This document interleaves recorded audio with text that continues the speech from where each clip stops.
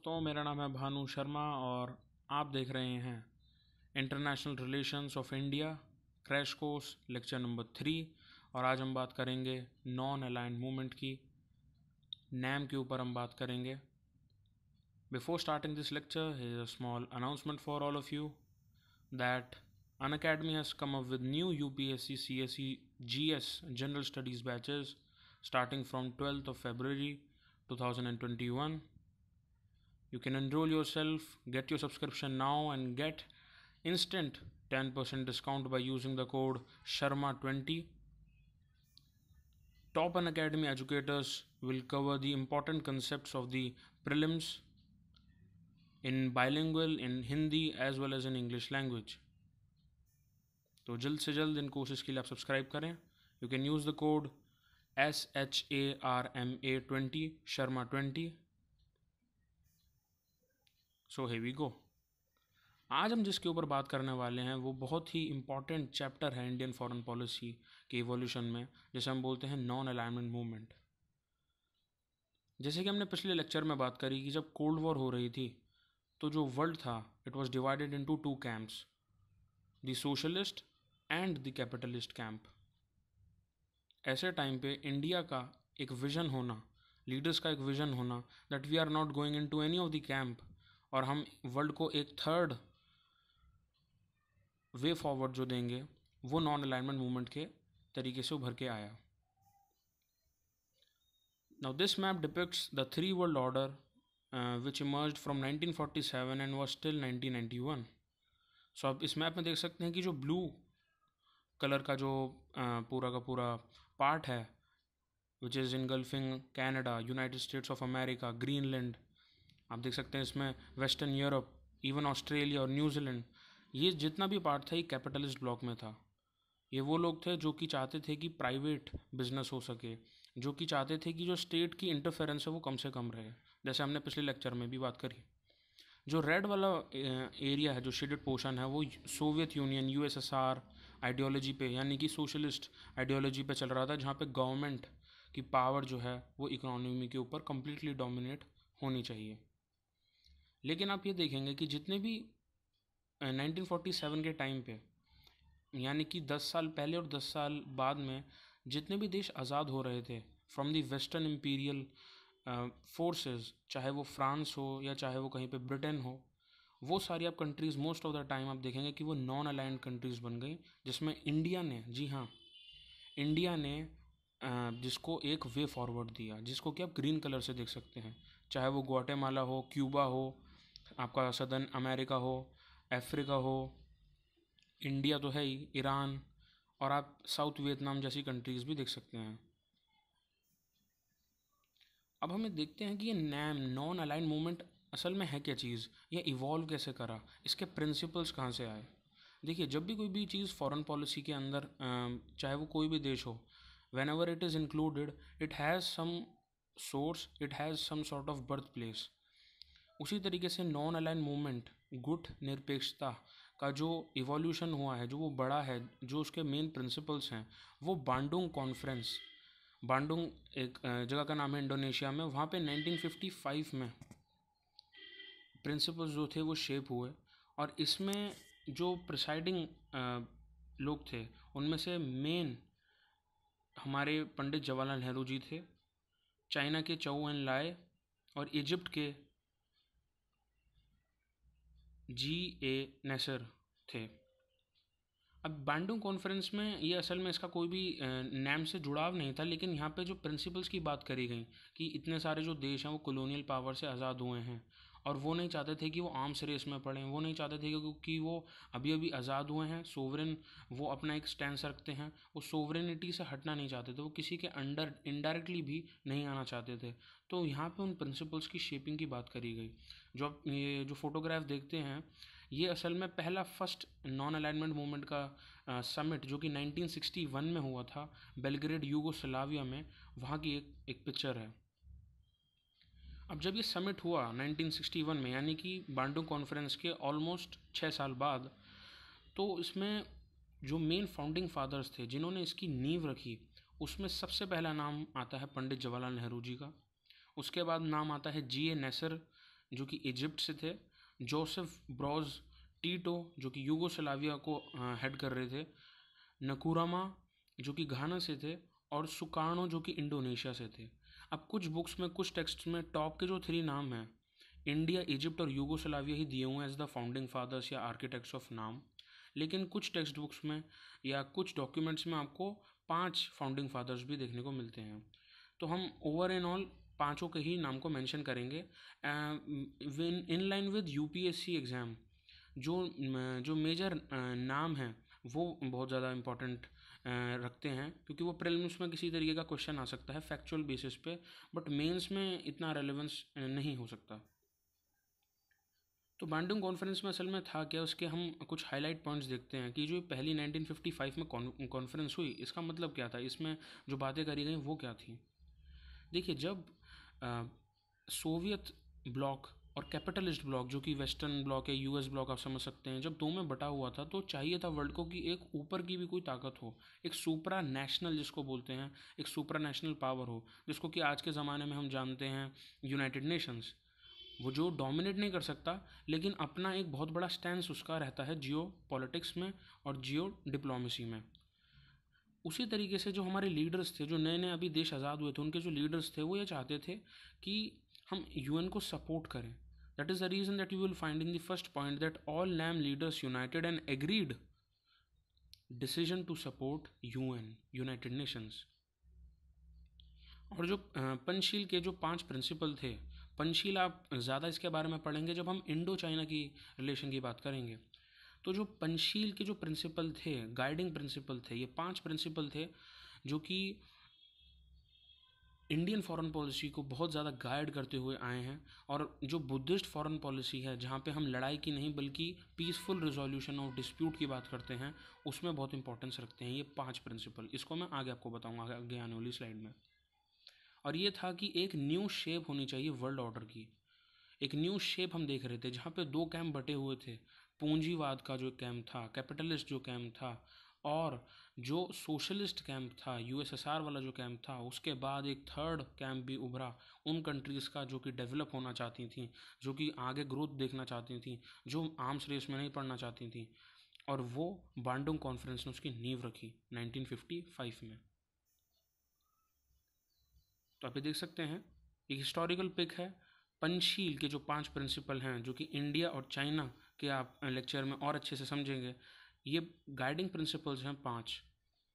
इसमें mutual respect for each others territorial integrity and sovereignty, mutual non interference in each others internal affairs, equal and mutual benefit working relationship, mutual non aggression और peaceful को existence की बात करी जाती है, जो कि 1954 में आया है। तो आप समझ सकते हैं कि ये जो पंचशील के जो प्रिंसिपल्स थे, जिनको कि बहुत ज़्यादा गाइड करा पंडित जवाहरलाल नेहरू जी ने, ये 1 साल पहले बांडू कॉन्फ्रेंस से आए। और अगर हम इन्हीं 5 प्रिंसिपल्स को अप्लाई करते हैं, तो यही कहीं ना कहीं यही सारे 5 प्रिंसिपल पे रहना चाहते थे वो देश जो कि ना तो कैपिटलिस्ट ब्लॉक में गए, ना ही वो कम्युनिस्ट ब्लॉक में गए। अब आता है कि ऑब्जेक्टिव्स क्या हैं इस नॉन अलाइन मूवमेंट के, इस गुट निरपेक्ष मूवमेंट के ऑब्जेक्टिव्स क्या हैं, गोल क्या है, होगा क्या इससे। पहला गोल आता है peace, disarmament and dispute resolution, कि हम शांति की बात करें, हम डिसआर्मामेंट की बात करें, हम हथियार इसने लिए उसने लिए उस ट्रेड वॉर में ना पड़ें कि कहाँ से कौन मिलिट्री एडवांसमेंट प्रोक्यूरेशन करता है, कौन कहाँ से मिसाइल्स खरीदता है या टैंक्स खरीदता है, हम उसमें ना पड़ें, बल्कि हम डिस्प्यूट रिजोल्यूशन के मैकेनिज़्म पे काम करें, कि हम स्टार्टिंग में वॉर ना करें, हम उसके ऊपर डिप्लोमेसी का इस्तेमाल करें। फिर इसमें बात होती है कि economic growth and acceptable solutions. इसका मतलब ये है, जितने भी देश कॉलोनी बने और उसके बाद वो आज़ाद हुए 1947 के अराउंड, तो उसमें सबसे बड़ी बात ये थी कि वो सारी लीस्ट डेवलप्ड कंट्रीज़ थी, इंक्लूडिंग इंडिया, जहाँ पर डेवलपमेंट नहीं था। और इकोनॉमिकल डेवलपमेंट केवल एग्रीकल्चर से नहीं हो सकता, इंडस्ट्रीज़ भी चाहिए, स्टील इंडस्ट्री चाहिए आपको, फार्मा इंडस्ट्री। और वो सारी इंडस्ट्री के सेटलमेंट के लिए अगर सारे के सारे इस तरीके के देश आपस में आगे आते, जैसे अफ्रीका के जो मैंने आपको फर्स्ट मैप में बताया, जो ग्रीन जोन में थे, अगर वो सारे देश वापस आएँ, एक साथ आएँ, तो उससे एक्सेप्टेबल सोल्यूशन निकाल सकते थे। उसके बाद थर्ड पॉइंट जो आता है वो आता है राइट टू सेल्फ डिटर्मिनेशन का, जो कि बहुत इंपॉर्टेंस रखता है कि आप अपना जो स्टैंस है, अपने देश का जो स्टैंस है उसे खड़ा करें। आप किसी से इन्फ्लुएंस ना हो कि अगर अमेरिका हमें नहीं बोल रहा है कि रशिया से सामान लो या कुछ इकोनॉमिक एडवांसमेंट लो, तो हम वहाँ से नहीं लेंगे कि जस्ट बिकॉज कि अमेरिका ने हमसे कहा या रशिया ने हमसे कहा। एक सेल्फ डिटर्मिनेशन, एक स्ट्रैटेजिक ऑटोनॉमी की इसमें बात कही गई। फिर एक इम्पॉर्टेंट पॉइंट जो कि नैम में आज के ज़माने में, उस टाइम पे नहीं था 1947 1955 के अराउंड, लेकिन अब जब नैम नॉन अलाइड मूवमेंट अब भी जो कि प्रेजेंट है, उसमें अब बात करी जाती है sustainable and environmentally sound development की। देखिए, जब कैपिटलिज्म बढ़ा, इंडस्ट्रियलाइजेशन आया, तो जो बड़े बड़े वेस्टर्न ब्लॉक के जो कंट्रीज़ थे, अमेरिका, ब्रिटेन, फ्रांस, जर्मनी, यहाँ पे क्या हुआ कि यहाँ पे इन्होंने इतना ज़्यादा इंडस्ट्रियलाइजेशन करा कि उससे पोल्यूशन हुआ बहुत ज़्यादा, क्लाइमेट चेंज हुआ, और उसकी जो एक डिसएडवांटेज है वो ज़्यादातर किसको भुगतनी पड़ती है? लीस्ट डेवलप्ड कंट्रीज़ को, अफ्रीका के कंट्रीज़ को, जहाँ पॉवर्टी है, जहाँ पे क्लाइमेट चेंज की वजह से बहुत सारी बीमारियाँ लोगों को लग चुकी हैं। तो उसकी बात करी गई कि हम ऐसा डेवलपमेंट करें जो सस्टेनेबल हो, और हम इन्वायरमेंटली साउंड डेवलपमेंट करें, मदद करें, ना कि जस्ट लोगों की या गवर्नमेंट की या उसकी पॉलिसीज़ की, बल्कि इन्वायरमेंट की भी हम मदद करें। यहाँ पे बात करी गई कि फंडामेंटल राइट्स के प्रमोशन की। अब देखिए, फंडामेंटल राइट्स का प्रमोशन जो है वो जुड़ाव महसूस करता है किससे? लोगों की फ्रीडम से। और जो फ्रीडम की जो बात कही गई है वो एक ऐसे देश में ही कही जा सकती है जो कि कॉलोनियल नहीं रहा, यानी कि आपके वो देश जो आज़ाद हुए हैं नए नए। उसके बाद पॉइंट आता है strong role in the role and influence of the united nations, कि आगे से कोई कॉलोनियल पावर ना बने, आगे से कोई ऐसा देश ना बने जिसके पास पैसा, पावर, ताकत है, मिलिट्री एडवांसमेंट है, कि वो एक्सपेंशनिस्ट पॉलिसी लगाए, कि वो लोगों की जो टेरिटरी है उसे हथियाए, आगे कॉलोनियलिज्म ना आ पाए। इसलिए हमारे जो लीडर्स थे नैम के, वो चाहते थे कि ज़्यादा से ज़्यादा रोल मिले, ज़्यादा से ज़्यादा इंपॉर्टेंस मिले यूनाइटेड नेशन जैसे फोरम को। उनका बहुत फर्म बिलीव था कि यूनाइटेड नेशंस ज़रूर एक पूरे ग्लोबल वर्ल्ड ऑर्डर में चेंज लाएगा और एक पॉजिटिव चेंज लाएगा। अब वो कितना पॉजिटिव है, कितना नेगेटिव है, वो हम देखते हैं आज के सिनेरियो में भी कि यूनाइटेड नेशंस के पास कंप्लीट पावर नहीं है। वो केवल इन्फ्लुएंस कर सकता है, सैंक्शन लगा सकता है, लेकिन अगर किसी देश को जस्ट लाइक चाइना या यूएस, अगर उन्हें नहीं करना तो वो नहीं करेंगे, इवन इफ़ सैंक्शंस लगते हैं या नहीं। तो इसका क्वेश्चन तो आज के टाइम में भी बहुत ज़्यादा रेलेवेंस रखता है। फिर बात होती है जो सबसे इंपॉर्टेंट चीज़ है, establishment of a new world order. एक ऐसा वर्ल्ड ऑर्डर जिसमें कि प्रिंसिपल्स ऑफ फ्रीडम हो, इक्वालिटी हो, सोशल जस्टिस हो और वेलफेयर हो। अब इन सारे पॉइंट्स की बात हम क्यों कर रहे हैं?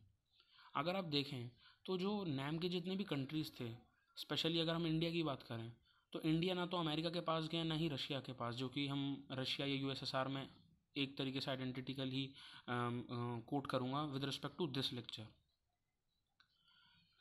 ऐसा इसलिए हुआ क्योंकि कहीं ना कहीं हम ये जानते थे कि ब्रिटेन, फ्रांस, वेस्टर्न ब्लॉक वाले जो देश हैं वो अपार्थाइड को, रेसिज्म को, डिस्क्रिमिनेशन को कहीं ना कहीं वो बहुत ज़्यादा प्रमोट करते हैं। वो लोगों की टेरिटरी को कॉलोनी बनाना चाहते हैं, लोगों को मज़दूर या स्लेव बना के रखना चाहते हैं। और इस चीज़ को हटाने के लिए हमारा जो ऑब्जेक्टिव था वो था freedom, equality, social justice and welfare, कि हम प्रेशराइज नहीं करेंगे लोगों को, हम लोगों को ऑप्शन देंगे, चॉइसेस देंगे। और कहीं ना कहीं ये जो पार्ट था, इम्पीरियलिज्म के खिलाफ हमारा जो एक्शन था, ये स्टैंड था, इससे कहीं ना कहीं यूएसएसआर जो था वो भी एग्री करता था। इसलिए आप देखेंगे कि भले ही हम ना तो कंप्लीट कम्युनिस्ट बने यूएसएसआर के पास जाके, ना ही हम यूएसए के कैंप में गए कैपिटलिस्ट बनने, लेकिन फिर भी इंडिया की हल्का सा इंक्लिनेशन जो था वो रशिया की तरफ, यानी कि सोवियत यूनियन की तरफ था। और कुछ ऐसे देश जैसे क्यूबा, इवन उनका भी थोड़ा सा झुकाव यूएसएसआर की तरफ था। इसलिए कई बार क्रिटिसाइज़ करा जाता है कि वैसे तो इंडिया जो था वो नैम का मेंबर था, लेकिन क्यों फिर वो हल्का सा जो झुकाव था वो यूएसएसआर की तरफ था उसका। अभी काफ़ी ज़्यादा इसमें क्वेश्चंस हैं जो कि डिप्लोमेट्स वर्ल्ड फोरम पे, जो एक्स डिप्लोमेट्स होते हैं, जो रिटायर्ड होते हैं, वो इसके ऊपर डिस्कस करते हैं, डिबेट करते हैं। अब हम देखते हैं कि ये तो हो गया इवोल्यूशन, कि नैम कैसे बना, इसका ऑब्जेक्टिव क्या थे। लेकिन अब बात आती है कि क्या 2021 में नैम जो है वो आज भी रेलेवेंट है? क्या वो आज भी इंडिया की फॉरेन पॉलिसी को शेप अप करता है? और करता है तो कैसे करता है, और नहीं कर पाता तो क्यों नहीं कर पाता। इससे रिलेटेड क्वेश्चंस आपको 2017 के मेंस में, यूपीएससी सिविल सर्विसेज के मेंस में भी देखने को मिलते हैं, जहाँ पे आपसे पूछा गया था कि relevance of NAM today, non aligned movement गुट निरपेक्षता का जो रेलेवेंस है वो क्या है आज के संदर्भ में, विद रेलेवेंस टुडे। तो इसमें कुछ पॉइंट्स हैं जिनको मैं हाईलाइट करना चाहूँगा, आप इनके आप नोट्स बनाएं। दैट पीएम मोदी ने in one of his international speeches he said, ये समिट में बोला था, that India is working on it's strategic autonomy. अब यहाँ पे उन्होंने जो वर्ड यूज़ करा है स्ट्रैटेजिक ऑटोनॉमी, इसका मतलब ये है कि इंडिया जो है वो कम्प्लीटली एक ऑटोनॉमस वे में फंक्शन करता है जहाँ फॉरेन पॉलिसी की बात आती है। यानी कि हमें कोई गाइड नहीं करेगा, जो हमारे नेशनल इंटरेस्ट में है वो हम करेंगे। चाहे कहीं पे अगर हमें चाइना के साथ जाना है तो हम चाइना के साथ जाएंगे, भले ही अमेरिका ना चाहता हो, लेकिन ये हमारी खुद की मर्ज़ी है, ये हमारी खुद की ऑटोनॉमी है कि हम चाइना के पास जाएंगे। या अगर हम अमेरिका के साथ जा रहे हैं किसी वर्ल्ड समिट में, किसी फोरम में, किसी एग्रीमेंट के तहत, जैसे क्वाड की फॉर्मेशन में, तो फिर हम चाइना से नहीं पूछेंगे कि हम जाएं या नहीं जाएं। ये हमारा खुद का, अपनी इच्छा से, खुद की ऑटोनॉमी से एक स्ट्रैटेजिक डिसीजन है, इसलिए इसको स्ट्रैटेजिक ऑटोनॉमी बोला जाता है। अब इस चीज़ को आप समझ पा रहे हैं कि कहाँ पे लिंक हो रही है। पीएम मोदी बोलते हैं स्ट्रैटेजिक ऑटोनॉमी, जिसको कि पंडित जवाहरलाल नेहरू ने एज अ नैम की तरीके से यूज़ करा, नॉन अलाइन मूवमेंट के नाम से, कि हम ना तो कैपिटलिस्ट हो रहे हैं ना हम सोशलिस्ट हो रहे हैं। तो जो बात पहले कही गई थी उसको एक नए वर्जन के रूप में, एक नए वर्ल्ड ऑर्डर के रूप में प्रधानमंत्री मोदी जी ने बोला। इसमें उनका एक स्टेटमेंट है that India does not see the Indo Pacific region as a strategy और as a club of limited members. अब ये जो पूरा स्टेटमेंट है ये कहा गया है with respect to the Indo Pacific region, जिसमें हम आगे भी बात करेंगे। लेकिन समझने वाली बात ये है कि हम एक टाइम था जहाँ हम नॉन अलाइंड कंट्री थे, और ये बहुत इंपॉर्टेंट पॉइंट है, you can quote it in your mains exam as well, that there was a time when we were non aligned country, कि ना ही हम कैपिटलिस्ट हैं ना ही हम कम्युनिस्ट हैं, but now we are transformed ourselves into a multi aligned country. एक ऐसी country जिसका अगर नेशनल इंटरेस्ट अमेरिका के साथ रहने में तो हम अमेरिका के साथ रहेंगे कुछ इशूज़ में, अगर हमारे नेशनल इंटरेस्ट चाइना के साथ है रहने में तो हम चाइना के साथ रहेंगे, अगर ईरान के साथ है तो ईरान के साथ रहेंगे, और रशिया के साथ है तो रशिया के साथ रहेंगे। और ये हमारी स्ट्रैटेजिक ऑटोनॉमी है। अब इसी तरीके से आप देखेंगे कि जो प्रधानमंत्री मोदी हैं उन्होंने 2016 और 2019 के जो नैम के, जो नॉन अलाइन मूवमेंट के जो समिट्स होते हैं, समिट होते रहते हैं नॉन अलाइन मूवमेंट के, तो 17वां और 18वां 18th जो समिट हुआ था 2016 और 2019 में, वो अटेंड नहीं करा। हमारे प्राइम मिनिस्टर नहीं गए थे उस समिट को अटेंड करने के लिए। लेकिन वहीं पर 2012 में पीएम मनमोहन सिंह ने तेहरान में नैम की मीटिंग को अटेंड करा। अब ऐसा क्यों हुआ, उसकी हम जो बात है कि हमारा जो स्टैंड्स है वो इतना चेंज्ड स्टैंड्स क्यों है, हम कहीं पे जा रहे हैं कहीं पे नहीं जा रहे, उसका हम आगे की स्लाइड में पढ़ेंगे। लेकिन अगर आप अभी हाल ही में बात करें, 4 मई 2020 को जब कोरोना आउटब्रेक बिल्कुल चरम पे था, तो पीएम मोदी ने पार्टिसिपेशन करा वीडियो कॉन्फ्रेंसिंग के थ्रू नैम की एक मीटिंग में ऑन 4 मई 2020, सारे लीडर्स को एड्रेस करते हुए। तो अब समझने वाली बात यह है कि मोदी जी ने जो 2 समिट हैं, जो 17th और 18th समिट जो हुआ 2016 और 19 में, उनको अटेंड नहीं करा। लेकिन जो कोरोना से रिलेटेड जो वीडियो कॉन्फ्रेंस हुई थी उसमें पार्टिसिपेट करा 2020 में। तो ऐसा क्यों, ऐसा स्टैंड क्यों? देखिए, नैम की जो कंट्रीज़ हैं, जिसमें ईरान भी आता है, जिसमें सऊदी अरेबिया भी आता है, तो इसमें होता क्या है कि जब हमारे ऊपर हमले हुए या इन्वेजन हुआ 1962 में, या जब मुंबई टेरर अटैक्स हुए, तब नैम के किसी भी कंट्री ने खुल कर आके इंडिया का सपोर्ट नहीं करा फॉरेन पॉलिसी के फोरम पे। उसी के बाद अगर आप देखते हैं इसी तरीके से चलते हुए, तो इंडिया ने अपना न्यूक्लियर डिसआर्मामेंट की जो बात कही जाती है नैम में, जो सबसे इम्पॉर्टेंट बात है कि हम आर्म्स रेस में नहीं पड़ेंगे, वो इंडिया ने तोड़ दी थी जब उन्होंने न्यूक्लियर नॉन प्रोलिफरेशन ट्रीटी को तोड़ दिया। जब हमने पोखरान वगैरह में अपने न्यूक्लियर टेस्ट करे, अपने मिसाइल हमने प्रोक्योर करी, क्योंकि हम जान चुके थे कि ये बहुत रियलिस्ट पॉलिसी है कि हम लड़ाई ना करें, हम सबसे दूर रहें, क्योंकि अगर हम लड़ाई नहीं करते तो सामने वाला एग्रेसिव होकर एक्सपेंशनिस्ट पॉलिसी हम पे लगा सकता है। उस केस में हमें ऑफेंसिव नहीं तो डिफेंस तो करना पड़ेगा ना। तो इसी तरीके से हमने न्यूक्लियर डिसआर्मामेंट के ट्रेडिशन को तोड़ दिया, जो कि एक बहुत इंपॉर्टेंट पार्ट था नैम का। तो नैम की कंट्री का हमें सपोर्ट ना करना कुछ इश्यूज़ पे, और हमारा न्यूक्लियर डिसआर्मामेंट को तोड़ देना, ये कुछ ऐसी चीज़ें हैं जिससे ये पता चलता है कि हम नैम के जो मूवमेंट जो है, नॉन अलाइन मूवमेंट है, उससे हम दूर हो गए। और बहुत सारे डिप्लोमेट्स और जो इंटेलेक्चुअल्स हैं वो ये भी बोलते हैं कि नैम की अब जो रेलेवेंस है वो है ही नहीं। वो इस बात को बोलते हैं कि जब कैपिटलिस्ट या कम्युनिस्ट ब्लॉक रहा ही नहीं तो आप अलाइन किस पे करेंगे। जब अलाइन आप कर ही नहीं रहे हैं किसी के ऊपर, तो फिर वो नॉन अलाइनमेंट मूवमेंट की कोई एग्जिस्टेंस का यूज़ नहीं रह जाता। लेकिन इंडिया इसको कम्प्लीटली छोड़ता भी नहीं है। ऐसा इसलिए है कि अगर नैम की कंट्रीज़ जो हैं, क्योंकि वो सारी डेवलपिंग कंट्रीज़ हैं, वो सारी ऐसी कंट्रीज़ हैं जो कि 1947 के अराउंड आज़ाद हुई, तो उनके जो इश्यूज़ हैं वो मोर और लेस इंडिया के इश्यूज़ से काफ़ी मिलते जुलते हैं। और अगर ऐसी कंट्रीज सामने आके हमारी हेल्प करती हैं और सपोर्ट करती हैं तो ये बहुत बड़ी एक मदद होगी इंडिया की, कि हमें परमानेंट मेंबरशिप मिल जाए सिक्योरिटी काउंसिल में यूनाइटेड नेशंस के, जिसका कि इंडिया बहुत इंतज़ार करता आया है। और इंडिया के लिए एक बहुत ही बड़ा एक गेन की बात होगी इंटरनेशनल फोरम पे। आपको कुछ कॉमन इश्यूज जो कि नैम वाली जो कंट्रीज़ हैं, इंडिया भी है, वो फेस करते हैं, जिसके लिए हमें नैम को हम कम्प्लीटली छोड़ भी नहीं सकते। वो है टेररिज्म, जो कि इतना बड़ा इशू बन चुका है, फंडामेंटलिज्म, कट्टरवाद, क्लाइमेट चेंज, रिफ्यूजी की प्रॉब्लम कि रिफ्यूजीज आ जाते हैं, रिफ्यूजी का इन्फिल्ट्रेशन हो जाता है, और उसको हम किस तरीके से काउंटरएक्ट करें, चाहे वो पैलेस्टीन में हो, चाहे वो यूरोप के किसी भी पार्ट में हो, या इवन वो अफ्रीकन देशों में हो, या वो बांग्लादेश के रोहिंग्या या म्यांमार से रिफ्यूजी प्रॉब्लम जो हमारी तरफ आती है वो ही क्यों ना हो। तो ये कुछ इमेजेस हैं जैसे टेररिज्म, रिफ्यूजी प्रॉब्लम। तो इनको काउंटरएक्ट करने के लिए भी हमें नैम के जो देश हैं, हमें एक ऐसा इंटरनेशनल फोरम चाहिए जहां इंडिया, जो कि एक डेवलपिंग कंट्रीज़ का एक फेस है, एक प्राइम कंट्री है, जो कि लीडर है, वो उभरे, इन नेशंस की आवाज़ बने। लेकिन वहीं पे हम एक डिस्टेंस भी मेंटेन करते हैं, जहां मोदी जी 2016 और 2019 में समिट को अटेंड नहीं करते, 17th और 18th समिट को अटेंड नहीं करते, जहां पे पता चले कि हमारी डिस्टेंस भी है, yet we are also not getting out of the hand from the NAM, यानी कि नॉन अलाइन मूवमेंट। तो ये नॉन अलाइन मूवमेंट के 5 आर्किटेक्ट्स, फाउंडिंग फादर्स।